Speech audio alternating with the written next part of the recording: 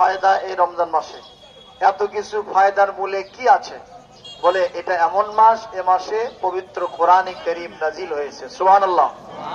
আপনারা বলুন তো, দেশি মুরগির গোশত দিয়া যদি কোনো তরকারি রান্না করা হয়, কথা কি শুনতেছেন?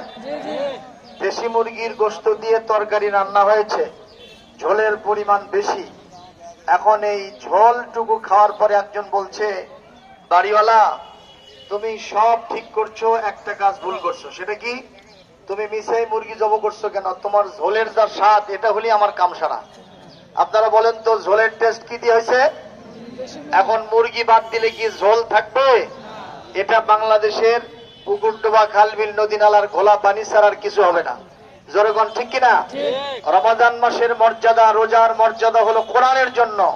সেই কোরআন ভিত্তিক সমাজ এবং রাষ্ট্র প্রতিষ্ঠিত হোক, অনেক রোজাদাররা সেটা পছন্দ করে না। কথা বলেন ঠিক কিনা? তাহলে কি তাদের রোজার মূল্য থাকলো?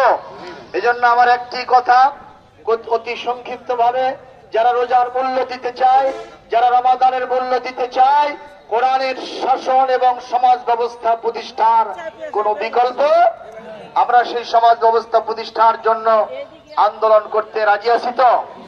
আল্লাহ আমাদেরকে তৌফিক দান করুন। আমি কয়েকদিন আগে, ছোট্ট কথা, একটা জানাজায় গেলাম।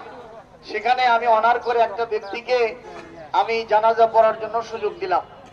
আমাকে ওই জানাজা পড়ার জন্য ওসিয়ত করেছিল সংশ্লিষ্ট ব্যক্তি, মাইয়ের। কিন্তু এই লোকটি আমার কাছে কানের কাছে এসে বলছে, বাবা আমি এই এলাকার মুরব্বী, আমার মনে খুব চাচ্ছে জানাজাটা আমি পড়বো। তা আমি তাকে অনার করলাম, সবার থেকে অনুমতি নিয়ে তাকে দিয়ে দিলাম। উনি কোরআন নাই, হাদিস নাই, উনি মাইক ধরেই বলতেছে যে আমি আমার এক হুজুরের কাছে শুনেছি, তিনি বলছেন জামাত ইসলামের পিছনে নামাজ হবে না। কত কি কথাটা বললো উনি, যেখানে আল্লাহ বলছেন ইত্তাবিউ মা উনজিলা ইলাইকুম মির রাব্বিকুম ওয়ালা তাত্তাবিউ মিন দুনিহি আউলিয়া। আল্লাহর পক্ষ থেকে যা নাজিল হয়েছে সেইটার অনুসরণ করো, সেইটার কথা বলো। কোন মুরব্বী, কোন পীর, কোন বাবা কি বললো সেদিকে তাকানোর কোন সুযোগ নাই। জামাত ইসলামের পিছনে নামাজ পড়া যাবে না, এ কথা কি কোরআনে আছে?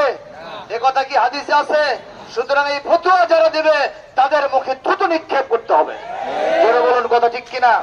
আমরা ইনশাআল্লাহ আন্দোলনে ছিলাম, আন্দোলনে আছি, আমাদের মৃত্যুর সময় পর্যন্ত আন্দোলনে থাকবো। ওমা তাওফীক ইল্লা বিল্লাহ। আসসালামু আলাইকুম ওয়া রাহমাতুল্লাহ। সম্মানিত মুসলিম কিরাম,